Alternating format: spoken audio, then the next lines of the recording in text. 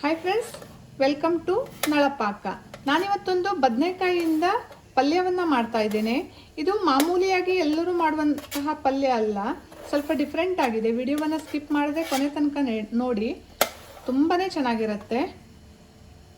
ನಾನಿಲ್ಲಿ ಒಂದು ಕಪ್ಪು ಬದನೆಕಾಯಿಯನ್ನು ತೊಗೊಂಡಿದ್ದೇನೆ. ಇದನ್ನು ಈಗ ಸ್ವಲ್ಪ ದಪ್ಪವಾಗಿ ಉದ್ದುದ್ದವಾಗಿ ಹೆಚ್ಚಿಕೊಳ್ತೇನೆ.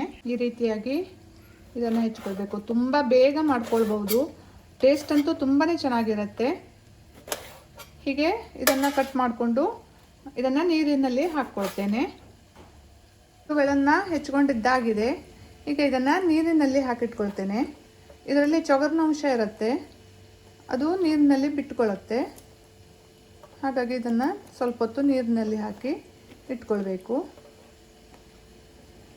ತವಾವನ್ನು ಕಾಯೋಕೆ ಇಟ್ಕೊಂಡು ಅದಕ್ಕೆ ಒಂದು ಸ್ವಲ್ಪ ಎಣ್ಣೆಯನ್ನು ಹಾಕ್ಕೊಳ್ತೇನೆ. ಜಾಸ್ತಿ ಎಣ್ಣೆ ಬೇಡ.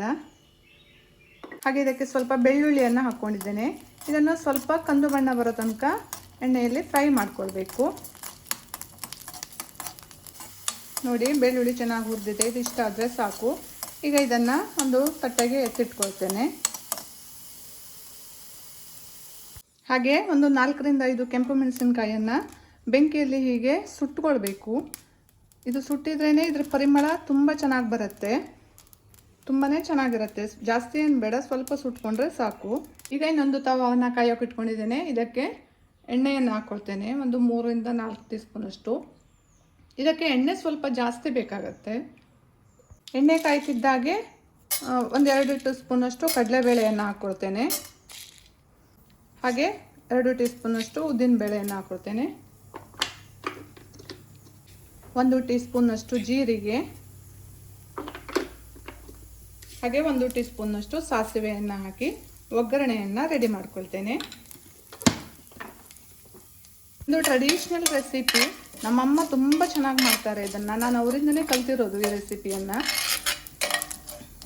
ಒಗ್ಗರಣೆ ಸಿಡಿತಿದ್ದಾಗೆ ಕಟ್ ಮಾಡಿ ಇಟ್ಕೊಂಡಿರುವಂತಹ ಬದನೆಕಾಯಿ ಹೋಳುಗಳನ್ನು ಇದರಲ್ಲಿ ಹಾಕ್ಕೊಳ್ತೇನೆ.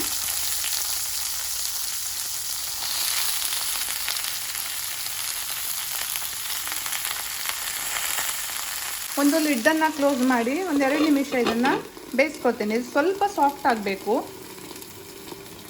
ಇಲ್ಲಿ ಸ್ವಲ್ಪ ತೆಂಗಿನಕಾಯಿ ತುರಿಯನ್ನು ತೊಗೊಂಡಿದ್ದೇನೆ. ಈ ತೆಂಗಿನಕಾಯಿ ತುರಿಗೆ ಹುರಿದಿಟ್ಕೊಂಡಿರುವಂತಹ ಬೆಳ್ಳುಳ್ಳಿ, ಹಾಗೆ ನಾವು ಸುಟ್ಟಿಕೊಂಡಿದ್ವಲ್ಲ ಕೆಂಪು ಮೆಣಸಿನಕಾಯಿ, ಇದನ್ನು ಸೇರಿಸ್ಕೊಂಡು ಚೆನ್ನಾಗಿ ನುರ್ಕೊಳ್ಬೇಕು. ಇದನ್ನು ಕೈಯಿಂದ ಹೀಗೆ. ಈಗ ಇದಕ್ಕೆ ಒಂದು 1/4 ಟೀ ಸ್ಪೂನಷ್ಟು ಅರಿಶಿನ, ಟೀ ಸ್ಪೂನಷ್ಟು ಅಚ್ಚ ಖಾರದ ಪುಡಿಯನ್ನು ಹಾಕ್ಕೊಳ್ತೇನೆ. ನಾನಿಲ್ಲಿ ಹಾಕಿರುವಂತಹ ಕೆಂಪು ಮೆಣಸಿನಕಾಯಿ ತುಂಬ ಖಾರ ಇಲ್ಲ, ಹಾಗಾಗಿ ಅಚ್ಚ ಖಾರದ ಪುಡಿಯನ್ನು ಸಹ ಸೇರಿಸ್ಕೊಂಡಿದ್ದೇನೆ. ಹುಳಿಗೆ 1 ಟೀ ಸ್ಪೂನಷ್ಟು ಆಮ್ಚೂರ್ ಪೌಡ್ರನ್ನು ಹಾಕ್ಕೊಳ್ತೇನೆ. ಫ್ಲೇವರ್ ಚೆನ್ನಾಗಿರುತ್ತೆ ಅಂತ ಸ್ವಲ್ಪ ಕಿಚನ್ ಕಿಂಗ್ ಮಸಾಲವನ್ನು ಹಾಕ್ಕೊಳ್ತೇನೆ. ಗರಂ ಮಸಾಲವನ್ನು ಬೇಕಿದ್ರೆ ಹಾಕ್ಕೊಳ್ಬೋದು, ಅಥವಾ ಯಾವುದನ್ನು ಹಾಕದೆ ಸ್ಕಿಪ್ ಮಾಡ್ಬೋದು. ಹಾಗೆ ರುಚಿಗೆ ತಕ್ಕಷ್ಟು ಉಪ್ಪು, 1/2 ಟೀ ಸ್ಪೂನಷ್ಟು ಸಕ್ಕರೆಯನ್ನು ಸೇರಿಸ್ಕೊಳ್ತೇನೆ. ಇದನ್ನೆಲ್ಲ ಈಗ ಚೆನ್ನಾಗಿ ಮಿಕ್ಸ್ ಮಾಡ್ಕೊಳ್ಬೇಕು ಈ ರೀತಿಯಾಗಿ. ಈಗ ಇಲ್ಲಿ ಬದನೆಕಾಯಿ ಸಹ ಸ್ವಲ್ಪ ಸಾಫ್ಟ್ ಆಗಿದೆ ನೋಡಿ.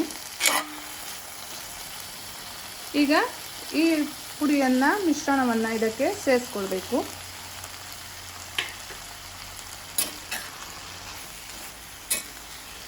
ಚೆನ್ನಾಗಿ ಮಿಕ್ಸ್ ಮಾಡಿಕೊಂಡ್ರೆ ಆಯಿತು. ಇದಕ್ಕೆ ಸ್ವಲ್ಪನೂ ನೀರಿನ ಅವಶ್ಯಕತೆ ಇಲ್ಲ, ನೀರು ಹಾಕೋದು ಬೇಕಾಗೋಲ್ಲ.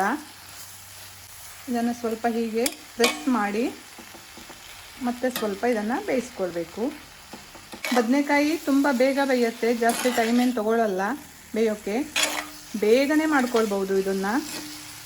ಟೇಸ್ಟ್ ಅಂತೂ ತುಂಬಾ ಚೆನ್ನಾಗಿರುತ್ತೆ. ಖಂಡಿತ ಒಮ್ಮೆ ಟ್ರೈ ಮಾಡಿ.